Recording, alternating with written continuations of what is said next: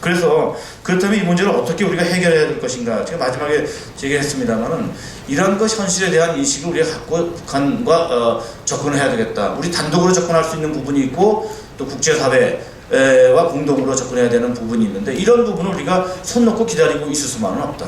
우리가 무조건 지원해주고 도와주고 협력하고 대화하면 북한이 선의로 그러한 우리의 요구나 기대를 충족시킬 것이라는 것이 실제로 이루어지지 못하는 꿈이라는 것은 우리가 이미 깨달은 바 있고요.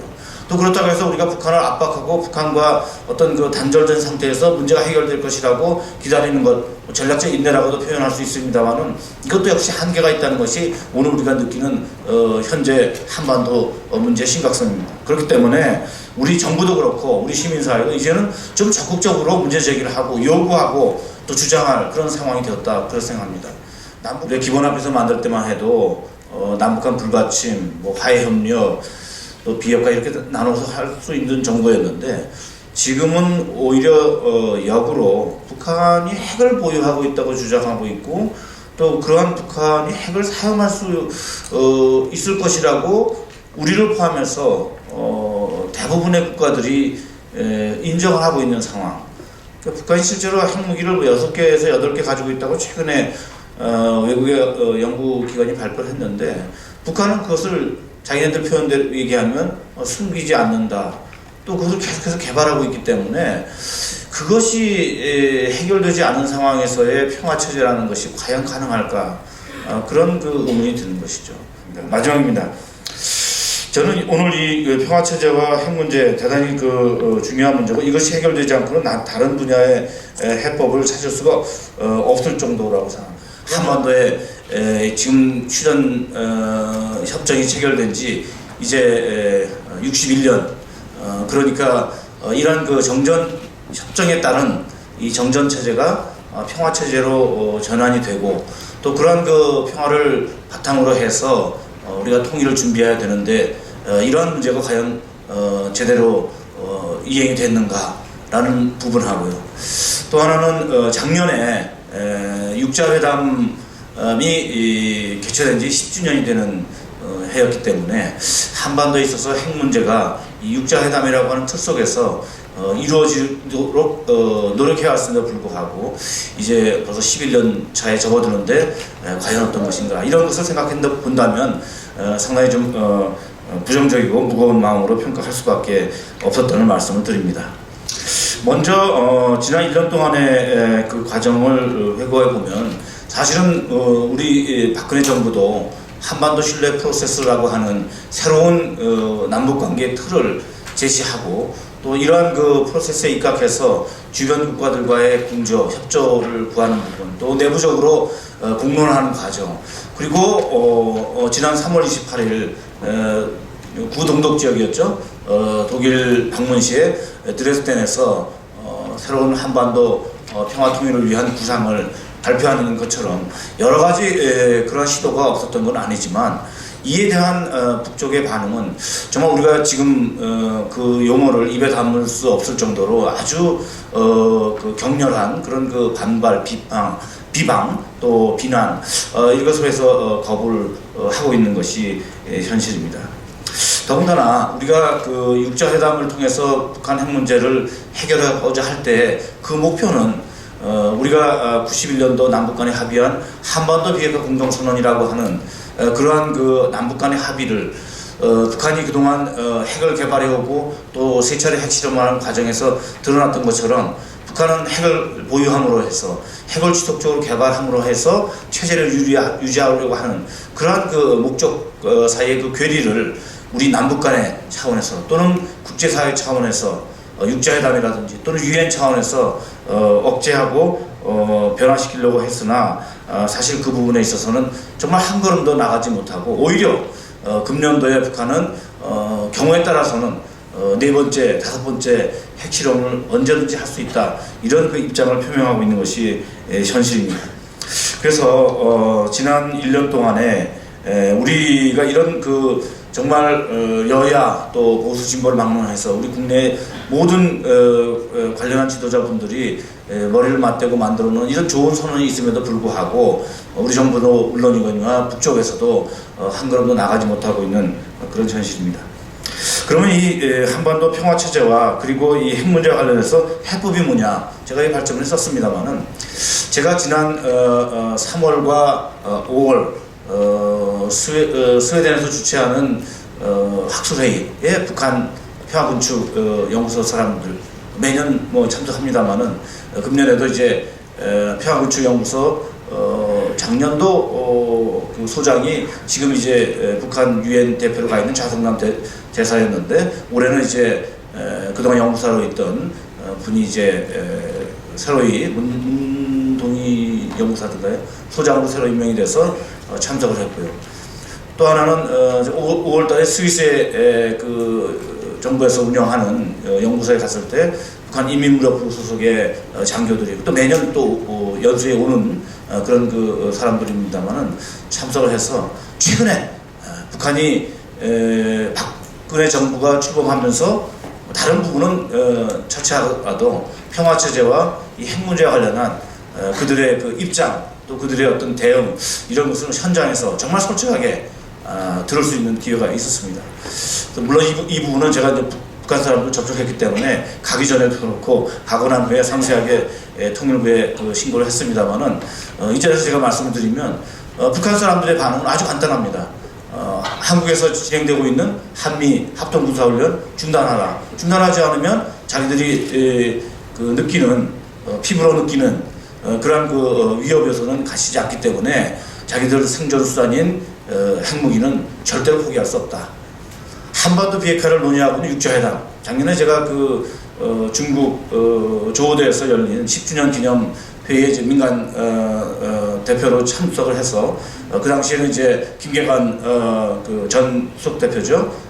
외무성 부상도 참여하고 그래서 그들과 이제 민간 차원의 거의 뭐 원래는 1.5 트랙으로 하려고 했는데 그것이 성사되지 못하고 민간인 차원에서 육자 회담식의 어떤 그 대화를 정말 어렵게 열린 자리에서도 역시 똑같은 입장입니다만, 북한이 생각하는 한반도 비핵화, 물론 9.19 공동선언은 분명하게 북한의 핵 개발을 중단하고 그것을 전제로 또 그것을 어떤 그 기준으로 해서 북한에 대한 경제 지원, 한반도의 평화 체제를 구축하는 문제, 또 동아시아의 어떤 평화 안정을 논의하는 그런 모든 것을 논의하자라고 하는 것을 모든 관련 국가들이 동의했습니다만은, 북한은 무조건 육자회담에 복귀하되 그러나 거기서 어떤 문제, 어떤 목표를 해야 될 것인가에 대해서는 명확하게 답변을 보이고 있지 않습니다. 그런데 금년에 이제 북한 쪽에서 보인 반응은 자기들은 한반도 비핵화라고 하는 것은 자기들만의 비핵화는 아니다. 그러니까 결국은 육자회담에서 합의한 내용을 부분적으로 또는 근본적으로 거부한다고 저는 봅니다.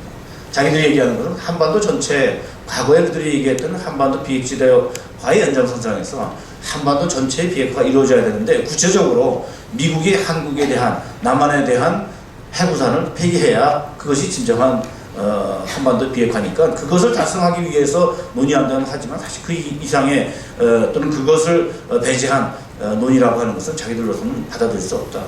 그러니까 사실은 우리가 작년도 그렇고 재작년도 그렇고 북한이 핵을 가지고 협박을 하고 또 핵을 지속적으로 개발하는 데 있어서 막연하게 기대하고 있었던 소위 한반도 비핵화라고 하는 것이 육자회담 투석에서 합의한 대로 북한이 원하는 만큼의 조건이 충족이 되면 그것이 경제적이 됐든 군사적이 됐든 해결될 것이라고 생각했지만, 막상 북한 쪽에서 생각하고 있는 바는 우리와 또는 관련 국가들과 너무나 거리가 있다. 또 하나는 이 한미합동 군사훈련의 중단을 요구하는 것이 금년이 북한이 아주 집요하게 이 문제를 제기하고 있는데, 이것은 작년도에도 그랬습니다만은 우리가 한미합동 군사훈련 하는 것에 대해서 실질적으로 일정한 정도 위협을 느끼는 건 사실이지만 보다도 근본적인 문제로 들어간다면 결국은 한반도 평화체제를 논의하는 과정이 언젠가 올 텐데, 그 과정에서 주도권을 장악하기 위한 그들의 어떤 전략이 숨어 있지 않나, 그런 생각을 아주 강하게 가졌습니다. 그러면서 보면 오늘 제가 이 발제문에서 둘을 나눠서 제시했습니다만은, 북한이 갖고 있는 평화체제에 대한 개념, 또 비핵화에 대한 어떤 그 목표, 이것들이 지난 10년 전 또는 5년 전과 비교해 볼 때 매우 다르게 전개되고 있다라고 하는 사실을 우리가 분명히 인식을 해야 되고, 그런 면에서 우리 정부의 정책도 그렇지만은 우리 국민 통합선언에서 제기하고 있는 이러한 그 이양 사망에서 제기하고 있는 이 선언적 목표가 구현되기 위해서는 구현되는 과정에서는 대단히 어려운 난관이 도사리고 있다 이런 말씀을 드립니다. 그래서 그렇다면 이 문제를 어떻게 우리가 해결해야 될 것인가 제가 마지막에 제기했습니다만은 이런 것 현실에 대한 인식을 우리가 갖고 북한과 접근해야 되겠다. 우리 단독으로 접근할 수 있는 부분이 있고 또 국제사회와 공동으로 접근해야 되는 부분이 있는데 이런 부분을 우리가 손 놓고 기다리고 있을 수만은 없다. 우리가 무조건 지원해주고 도와주고 협력하고 대화하면 북한이 선의로 그러한 우리의 요구나 기대를 충족시킬 것이라는 것이 실제로 이루어지지 못하는 꿈이라는 것은 우리가 이미 깨달은 바 있고요. 또 그렇다고 해서 우리가 북한을 압박하고 북한과 어떤 단절된 상태에서 문제가 해결될 것이라고 기다리는 것 전략적 인내라고도 표현할 수 있습니다만은 이것도 역시 한계가 있다는 것이 오늘 우리가 느끼는 현재 한반도 문제의 심각성입니다. 그렇기 때문에 우리 정부도 그렇고 우리 시민사회도 이제는 좀 적극적으로 문제 제기를 하고 요구하고 또 주장할 그런 상황이 되었다 그렇게 생각합니다. 남북 간의 고위급 대화 접촉이 지난 2월 달에 시행이 됐습니다만은 여러 가지 사정으로 지금 중단돼 있고 북한은 여러 경로를 통해서 박근혜 정부에 대한 기대가 없다 이런 얘기를 합니다만은 그것은 상황에 따라서는 다시 번복될 가능성도 있기 때문에 우리 정부가 이제 지금 여러 가지 국내적으로 리더십의 어떤 혼란도 있고 또 7월 30일 또 선거도 있기 때문에 이 문제가 당장 해결되기는 어렵겠습니다만 그 기간을 우리가 오히려 준비 기간으로 삼는다면 그런 것이 정착되고 난 다음엔 바로 북한에 대해서 모든 문제를 논의하기 위한 대화를 재개할 것을 촉구하는 그러한 노력을 적극할 필요가 있다. 시진핑 주석이 올 때 시진핑 주석과의 여러 가지 전략적 문제를 논의하겠습니다만은 6자 회담을 위해서 중국이 제기하고 있는 6자 회담의 무조건 제기만이 아니라 6자 회담을 통해서 무엇을 달성할 것인가에 대한 분명한 목표를 중국이 북한을 통해서 얻어낸 후에 6자 회담에 미국과 함께 참여할 수 있는 그런 계기를 우리가 주도적인 역할을 통해서 만들어갈 필요가 있다. 마지막으로 저는 제일 중요한 또 부분 중에 하나입니다만 지금 정부에서 통일준비위원회라는 것을 구상을 하고 어느 정도 조직이 구축이 된 걸로 알고 있습니다. 물론 앞으로 또 어떤 변화가 있을는지 모르겠습니다만은 다시 우리가 민간 차원에서 또는 여야 차원에서 합의됐던 이런 국민통합선언이 하나의 준것들로 돼서 통일준비위원회가 구성되면 그것이 통일부와 또는 민주평통 이런 기존의 조직과 역할을 분담을 하면서 혼선을 빚지 않고 우리가 많은 제안과 많은 선언을 합니다만은 이것이 효율적으로 조율되지 않으면 저는 우리가 할 수 있는 역할을 제대로 못한다고 봅니다. 더군다나 정부에 대해서 가장 제가 볼 때는 건설적인 제안을 하고 있는 오늘 이 자리에서 논의되고 있는 이런 부분들을 감안한 그러한 프레임이 만들어지지 않으면 우리 국력이 쓸데없이 소모될 것이다 그런 우려를 함께 전합니다. 오늘 이 자리에서는 좋은 보고를 드리지 못했습니다만은 내년도에 또 이런 자리가 마련될 때는 우리가 목표한 것에 조금이라도 한 발자국이라도 더 나갈 수 있는 그래서 평화체제에 대한 논의도 있고 또 6자 회담에서 진정한 한반도 비핵화를 위한 또 북한의 핵 폐기를 위한 관련 국가들의 노력이 어느 정도 담길 수 있는 그런 부분이 될 수 있도록 좀 더 적극적인 노력을 해야 되겠다 그런 다짐을 저 스스로도 하면서 발제를 마치겠습니다. 감사합니다. 네, 감사합니다. 정승경아.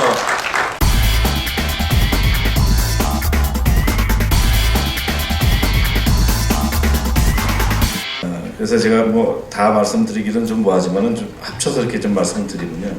사실은 이 평화체제와 이 비핵화 문제가 과거에는 분리를 해도 또 단계별로 또 어떻게 보면 우리가 소위 기능적으로 접근해도 좀 풀려갈 수 있는 그런 의제였다고 생각합니다. 우리가 기본합의서 만들 때만 해도 남북한 불가침, 화해협력, 또 비핵화 이렇게 나눠서 할 수 있는 정도였는데 지금은 오히려 역으로 북한이 핵을 보유하고 있다고 주장하고 있고 또 그러한 북한이 핵을 사용할 수 있을 것이라고 우리를 포함해서 대부분의 국가들이 인정을 하고 있는 상황. 그러니까 북한이 실제로 핵무기를 6개에서 8개 가지고 있다고 최근에 외국의 연구기관이 발표를 했는데 북한은 그것을 자기네들 표현대로 얘기하면 숨기지 않는다. 또 그것을 계속해서 개발하고 있기 때문에 그것이 해결되지 않은 상황에서의 평화체제라는 것이 과연 가능할까 그런 의문이 드는 것이죠. 우리가 평화체제를 얘기할 때는 뭐 군비체제를 얘기한다든지 군축을 얘기한다든지 또는 신뢰를 얘기한다든지 이런 모든 것들이 사실은 일정한 정도 합의를 하고 검증을 해가면서 이제 궁극적으로는 이제 평화 협정으로 대체하고 또 그것만으로도 부족하니까 우리가 평화체제를 얘기할 때는 남북한이 당사자가 되고 또 미국과 중국이 보증하는 그래서 사자 틀로서 이제 이행해 나가자 그런 것이 어느 정도 합의되고 2007년 정상회담에서도 분명히 얘기는 않았지만은 3자 내지 4자 이런 그 어떤 구도를 마지막 어떻게 보면 남북 고위급에서 이제 합의한 내용이었다 한다면 이제는 이제 그 부분이 고쳐질 수밖에 없지 않는가 그런 생각합니다. 그래서 우리가 만약에 한다면 6자 회담에서 이 문제를 논의할 수 있으면 좋지만 그것이 안 된다 하면 4자 틀이라 하더라도 4자가 함께 이 문제를 논의해서 해결할 수밖에 없는 그런 상황이라고 봅니다. 그래서 만약에 북한이 이 문제에 대해서 지금 당장 논의를 거부하거나 자기네들의 입장대로 핵보유를 계속 지속한다고 하면 우리가 할 수 있는 것은 미국과 중국을 함께 우리와 전략 대화의 틀 속에서 어떤 그 준비, 대비 해나가는 방법밖에 되지 않지 않느냐. 아까 구 교수님도 이제 미국의 정책, 또 중국의 이런 그 새로운 신형 대국론 이것을 어떻게 우리가 조화롭게 해결해 나갈 것이냐. 저는 우리가 가장 중요한 것은 미국과 중국으로부터 선택을 강요당하지 않는 환경을 지속적으로 만들어나는 것이 우리의 그 외교적 지혜다 이렇게 봅니다. 만약에 어느 한쪽이 우리에게 요구한다면 우리 힘으로서는 어떻게 보면 그것을 벗어나기가 대단히 어려운데 그래서 사전에 미국과 중국이 우리한테 그런 것을 선택할 수 있는 그런 환경이 조성되지 않게끔 사전에 예방적 차원의 노력이 필요하다 이렇게 생각합니다. 보수 진보 합의하는 미래 기업 대단히 아주 창조적인 그런 용어이기도 하고 우리가 고민해야 되는 그런 부분인데요. 우리가 89년에 한민족 공동체 통일 방안을 합의하고 또 그것이 지금까지 우리의 공식 통일 방안인데 이것이 앞으로도 계속될 것이냐 저는 현실적으로는 새로운 방안이 만들어져야 된다고 합니다. 만들어져야 된다고 믿는데 그것이 과연 현실적으로 가능하겠는가. 지금과 같은 이런 아주 첨예하게 대립되고 있는 우리 국내 정치를 볼 때 지금 우리 정의화 의장님 와 계십니다만은 국회에서 이걸 어떻게 보면 새로운 안을 가지고 좀 더 합리적인 안을 가지고 합의를 이끌어 나가기에는 정말 비상한 정치적 리더십이 발휘되지 않고는 안 된다. 그런 생각합니다. 그것이 될 때까지는 어쩔 수 없이 우리의 민족 공동체 통일 방안을 우리의 통일 방안으로 상정해야 됩니다만은 현실적으로 볼 때 공동체 만들고 국가연합 만들고 통일헌법 만들고 그게 통일될 가능성은 저는 없다고 봅니다. 그래서 앞으로 우리가 이 전반적인 문제, 인도적 차원의 문제, 교류협력의 문제 다 가지고 평화체제까지 포함해서 하려면 새로운 통일 방안에 대한 정말 진정성 있는 아까 표현하셨습니다. 북한에 대해서만 진정성이 아니라 우리 내부적으로도 진정성 있는 그런 논의를 바로 착수해야 되지 않겠나 생각합니다. 마지막입니다. 저는 오늘 이 평화체제와 핵 문제 대단히 중요한 문제고 이것이 해결되지 않고는 다른 분야의 해법을 찾을 수가 없을 정도라고 생각합니다. 제가 볼 때는 벌써부터 논의가 나눠지고 있는 것 같습니다. 민간 차원의 또는 여야의 그런 어떤 정치적 참여 없이 통일준비위원회가 과연 일을 해낼 수 있을까? 제가 오늘 보니까 66인 여기 지금 참여하신 국민통합 여기에 대통령을 모시고 또 정부 인사를 해서 100인으로 만드는 것이 오히려 더 바람직한 제안이 아닐까.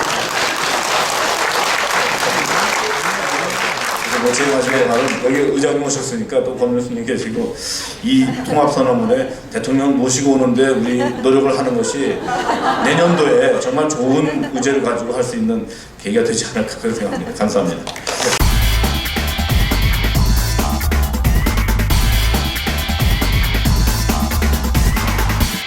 다만 이제 우리가 지난 들어왔을 때는 선언에서도 그랬지만은 일단 러시아를 통해서 또는 중국과 함께 북한에 접근하고자 할 때 경협 규모라든지 인도적 지원의 규모는 이미 오이사 조치에서 생각하고 있던 것보다 훨씬 더 큰 규모고 또 본격적인 어떻게 보면 북한 진출이라고도 할 수 있기 때문에 그런 우회로를 우리가 설정해서 또 그 부분에 대해서 우리가 굳이 정부의 입장을 이거냐 저거냐를 요구하지 않으면 저는 문제를 해결해 나가면서 원인이 되는 부분들을 함께 우리가 풀어나갈 수 있는 그것이 바로 우리가 생각하는 염화시 중의 미소고 사실 다 알면서도 비껴가는 그것이 남북 관계를 풀어가는 지혜라고 생각합니다. 네.